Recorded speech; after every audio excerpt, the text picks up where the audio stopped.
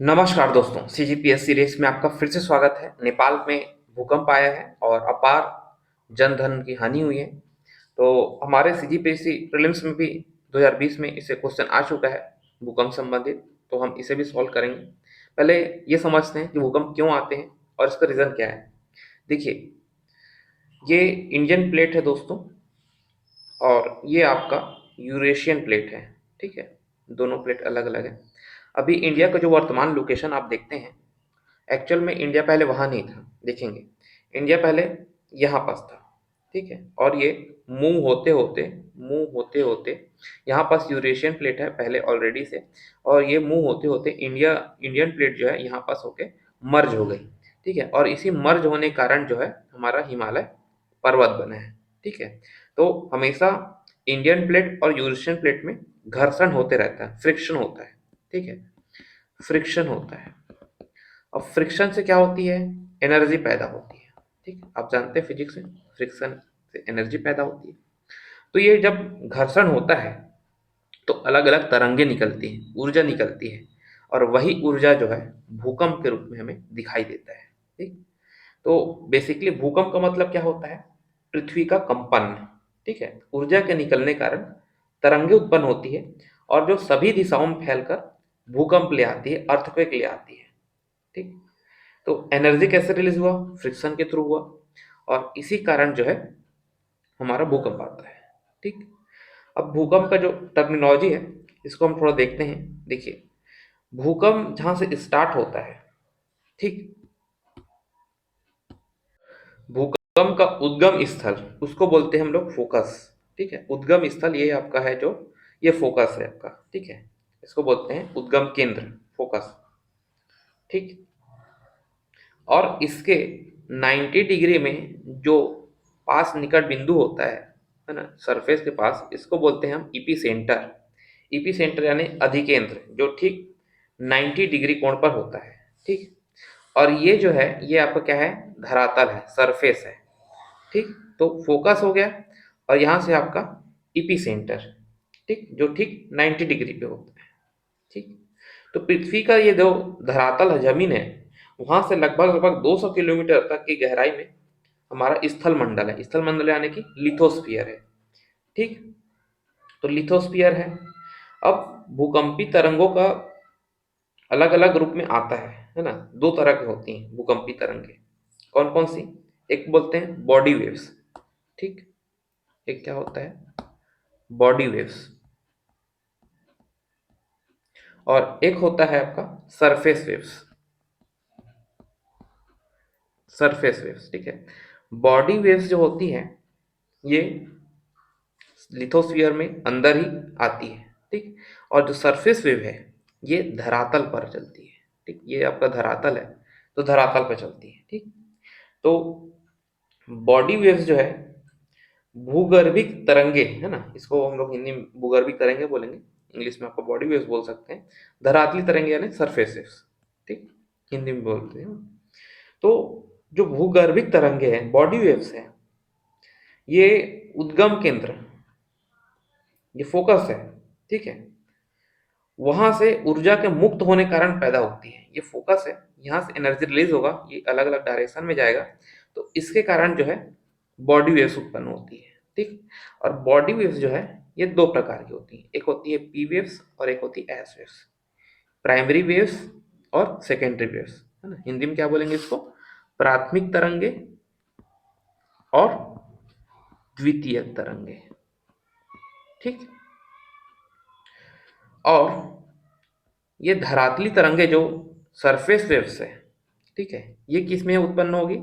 जब भूगर्भिक तरंगे और धरातली तरंगे आपस में क्रिया करेगी। ठीक है, तो इससे क्या होगा? सरफेस वेव उत्पन्न होगा। ठीक है, इसको लव वेव्स भी बोलते हैं दोस्तों। क्यों बोलते हैं? क्योंकि इसकी खोज एच डी लव ने की थी। ठीक है, एच डी लव ने इसकी खोज की थी, इसलिए इसको सरफेस लव वेव्स भी बोला जाता है।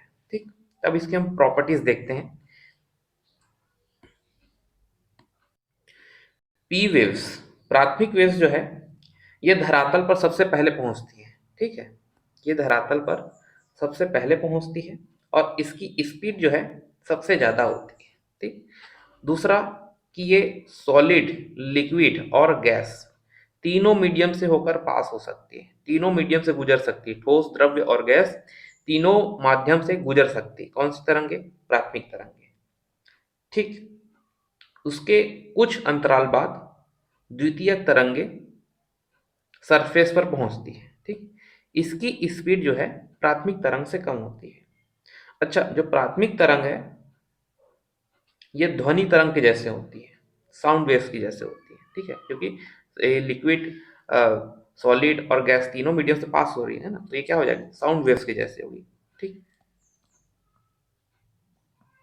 ध्वनि तरंगे जैसे होगी। ठीक, द्वितीय तरंगे जो है ये केवल सॉलिड से ही पास होती है, ठोस से ही पास होती है। ठीक, केवल ठोस पदार्थों के माध्यम में ही चलती है। ठीक, तो एस जो तरंगे हैं ये केवल ठोस से पास होगी। इसके बाद देखेंगे हम सरफेस वेव्स, धरातली तरंगे। धरातली तरंगे जो हैं ये धरातल पर चलती है, और धरातल पर क्या होता है? हमारे बिल्डिंग्स होते हैं। ठीक, धरातल पर क्या होते हैं? ये हमारा जमीन है, और जमीन में ही तो बिल्डिंग बिल्डिंग बना होता है, सारा इंफ्रास्ट्रक्चर। ठीक है, तो इससे क्या है, जो रॉक्स हैं वो विस्थापित हो जाते हैं, इमारतें गिर जाती हैं। ये सबसे ज्यादा विनाशकारी होती है। कौन सी? धरातली तरंगे, एस वेव्स जो होती हैं। ठीक, तो ये हमने वेव्स पढ़ा कि कैसे क्या होता है। हम थोड़ा और देखते हैं इसको। ये हमारा कर्व है सिस्मोग्राफ का। सिस्मोग्राफ में दोस्तों ये पी वेव्स हैं और एस वेव्स। ठीक है, तो एस वेव्स जो है 105 डिग्री तक ही रिकॉर्ड होती है। ठीक, उसके बियॉन्ड रिकॉर्ड नहीं होती। और पी वेव्स जो है ये 145 डिग्री तक रिकॉर्ड होती है। ठीक, ये आपको याद रखना है। ठीक, एस वेव्स जो सेकेंडरी वेव्स हैं, द्वितीयक तरंगे हैं, वो 105 डिग्री के बाद रिकॉर्ड नहीं की जा सकती। ठीक, सिस्मोग्राफ में। ठीक, 105 डिग्री के परे एस तरंगे नहीं पहुंचती है तो रिकॉर्ड नहीं होती है। ठीक, इसको आपको याद रखना है। ठीक, ये जो एरिया है इसको बोलेंगे shadow area, shadow zone, S zone. ठीक है, क्योंकि 105 डिग्री के बाद जो है एस वेव्स नहीं पहुंचेगी। ठीक है,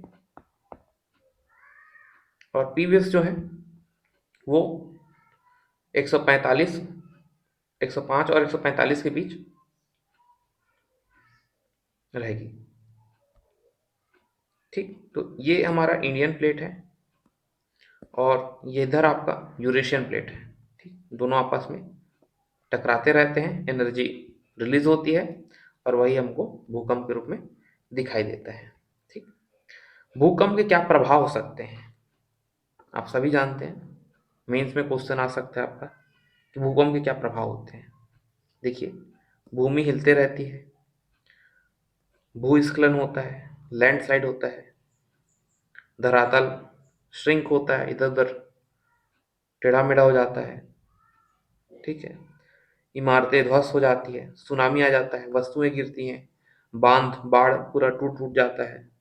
ठीक, तो ये सब एक प्राकृतिक आपदा है जो आते रहता है। ठीक, ये पूरा तबाही लेके आता है। ठीक है, तो इसे आपको याद रखना है। अब हम चलते हैं हमारे प्रीलिम्स में जो क्वेश्चन आया है और उसे सॉल्व करके देखते हैं। ठीक, भूकंप छाया क्षेत्र से संबंधित निम्नलिखित कथनों को पढ़िए और सही विकल्प का चयन कीजिए। ये हमारे 2020 में आया है। पहला है, एक भूकंप का छाया क्षेत्र दूसरे भूकंप छाया क्षेत्र से बिल्कुल अलग होता है। जी हाँ, ये तो बिल्कुल सही बात है, अलग अलग होता है। सिस्मोग्राफ भूकंप के केंद्र से 105 डिग्री से किसी भी दूरी पर पी वेव्स और एस वेव्स दोनों तरंगों को रिकॉर्ड करता है। हमने अभी पढ़ा 105 डिग्री के बाद एस वेव्स जो है वो हमको नहीं मिलती है, तो उसके बाद जो है रिकॉर्ड नहीं होता है। केवल पी वेव्स जो है वो 105 डिग्री के बाद जो है वो पहुंचती है 145 डिग्री तक लगभग। तो एस वेव्स जो है नहीं पहुंचता है, पी वेव्स तक आता है। तो आपका सेकंड स्टेटमेंट जो है ये गलत हो जाएगा, यानी कि हमारा आंसर हो जाएगा बी, की कथन एक सत्य है किंतु दो असत्य है। ये आपका 2020 में क्वेश्चन आया था दोस्तों। तो आई होप आपको भूकंप, अर्थक्वेक का कॉन्सेप्ट समझ में आया होगा और इससे रिलेटेड एमसीक्यू भी हमने देख लिया। Thank you so much.